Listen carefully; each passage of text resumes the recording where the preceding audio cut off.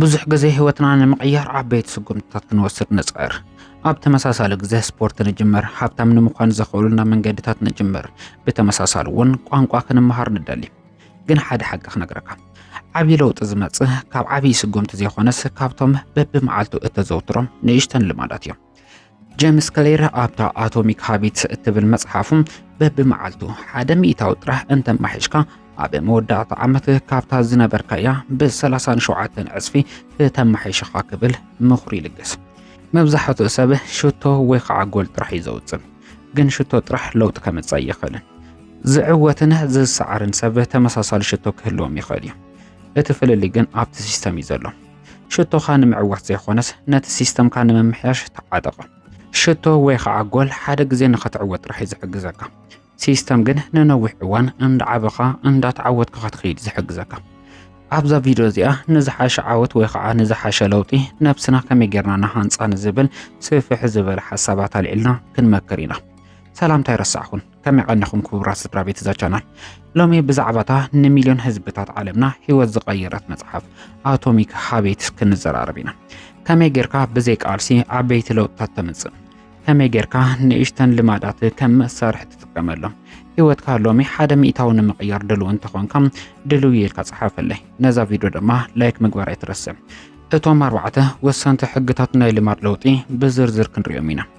ናብቶም 4 ወሰንቲ ሕግታት ከወስደካ ሓቢርካ ንጽናሕ።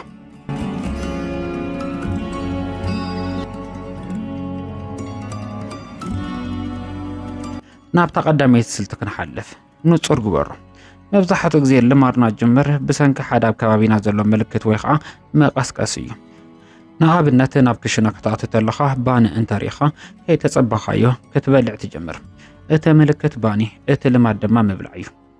ጄምስ ክሊር ከም ዝብሎ ከባቢ ካብ ድሌትካ ንላዕሊ ንባህርኻ ኣዝዩ እዩ ዝቕይሮ። ሓድሽ ልማድ ክትጅምር እንተደሊኻ እቲ ምልክት ኣብ ቅድሚ ዓይንኻ ንጹር ክኸውን ኣለዎ።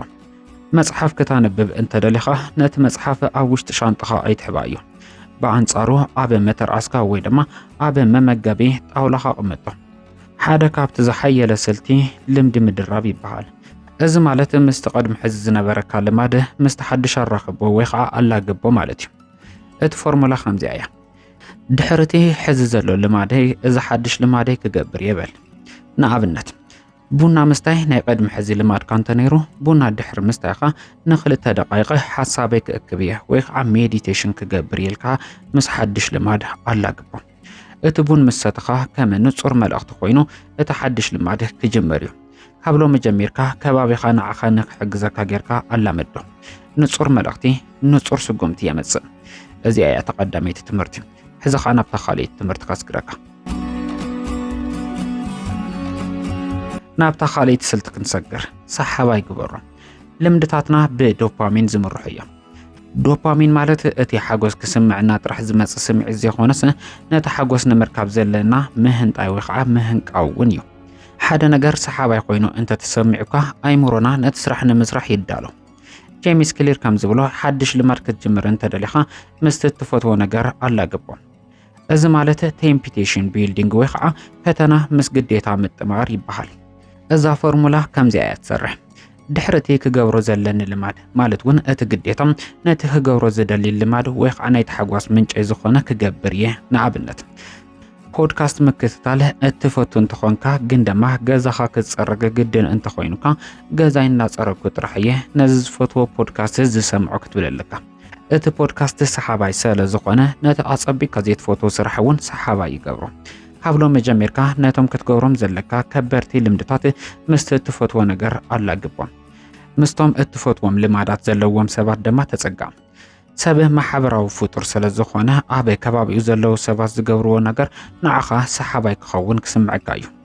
ልማድ ሰሓባይ እንተኾይኑ ምጅማር ኣየጽግምን እዩ።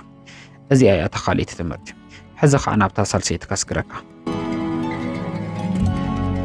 ናብታ ሳልሰይቲ ሕጊ ክንሓልፍ ተለና ድማ ቀሊል ግበሮ። ብዙሕ ግዜ ልማዳትና ንምጅማር እንሽነፈሉ ምክንያት እቲ ስራሕ ኣዝዩ ከቢድ ኮይኑ ስለ ዝስምዕና እዩ። ጄምስ ክሊር ሓደ መጽሓፍ ሂቡና ኣሎ። ናይ 2 ደቂቕ ሕጊ። ዝኾነ ሓድሽ ልማድ ክትጅምር እንተኾንካ ኣብ ትሕቲ 2 ደቂቕ ክውዳእ ከም ዘለዎ ጌርካ ኣቃልሎ።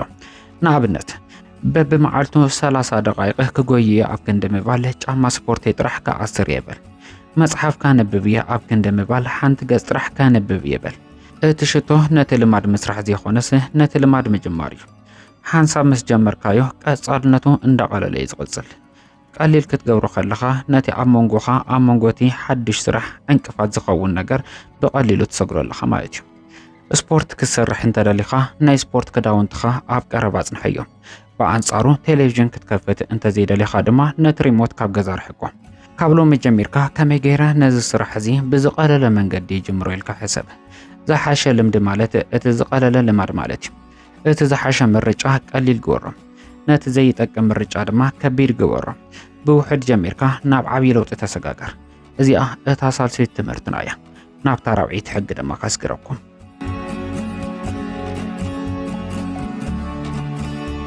ናብታ ራብዒትን ናይ መወዳእታን ሕጊ ክንሰግር ዕግበት ዘለዎ ግበሮ ኣይሙሮና ንቅጽበታዊ ዓስቢ ወይ ከዓ ኢሚዲየት ሪዋርድ እዩ ዝፈቱ እቲ ናይ ጽቡቕ ልማድ ጸገም ዓስቡ ጸኒሑ ምምጽ እዩ ንኣብነት ስፖርት ሎሚ ትሰርሕ እንተኾንካ ውጽኢቱ ድሕሪ ኣዋርሒ ይዝረም በአንጻሩ ሕማቕ ልማድ ግን ዓስቡ ቅጽበታዊ እዩ ጄሚስ ክሊር ኣብዚ ጉዳይ እንትዛረብ እቲ ቅጽበታዊ ዕግበት ዘለዎ ነገር ይደጋገም እዩ ስለዚ ሓድሽ ልማድ ምስ ፈጸምካ ንነፍስኻ ንእሽተን ቅጽበታዊ ዓስቢ ሓባ ንኣብነት ስራሕ ምስ ወዳእኻ ደስ ዝብል ሙዚቃ ስማዕ ወይ ድማ ንሓንቲ ደቂቓ ዝኣክል ተዝናነ እቲ ዓስቢ ነቲ ልማድ ክደጋግሞ እዩ ዝገብረካ ሓደ ካብቲ ዝዓበየ ዕግበት ዝህበካ ነገር እንተሃለወ ዕቤትካ ምርኣዩ ሃቢት ትራከር ወይ ከዓ ናይ ልምዲ መከታተል እውን ተጠቀም ኣብ ካላንደርካ ነቲ ልማድ ዝገበርካሎም መዓልትታት ዓብይ ኤክስ እንዳገበርካ ተኸታተሎ እቲ ሰንሰለት ከይትሰብሮ ተጠንቀቕ እቲ ሰንሰለት እናነውሐ ክኸይድ ከሎ ዝያዳ ዕግበት ክስምዓካ እዩ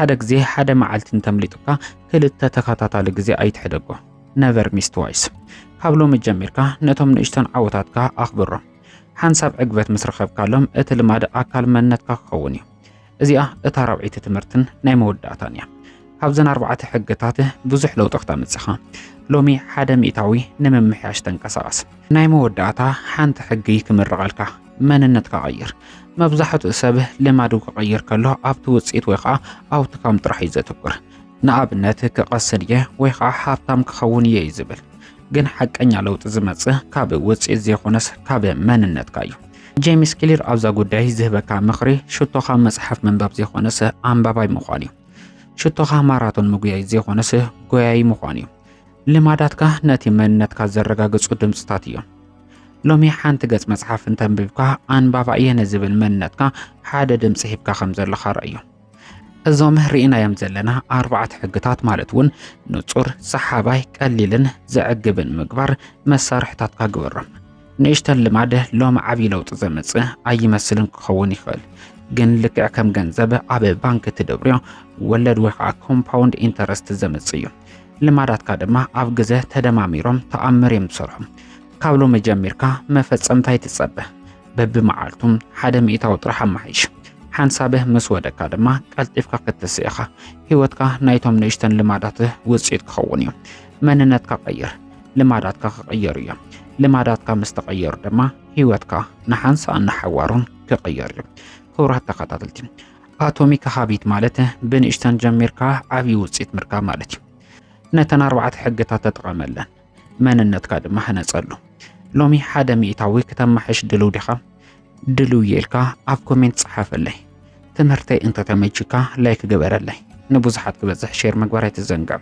ብኻሊእ መሃራዊ ቪድዮ ክንመለስ ኢና በብመዓልቱ 100 እናማሕየሽካ ጽንሐኒ ሰላም ኩኑ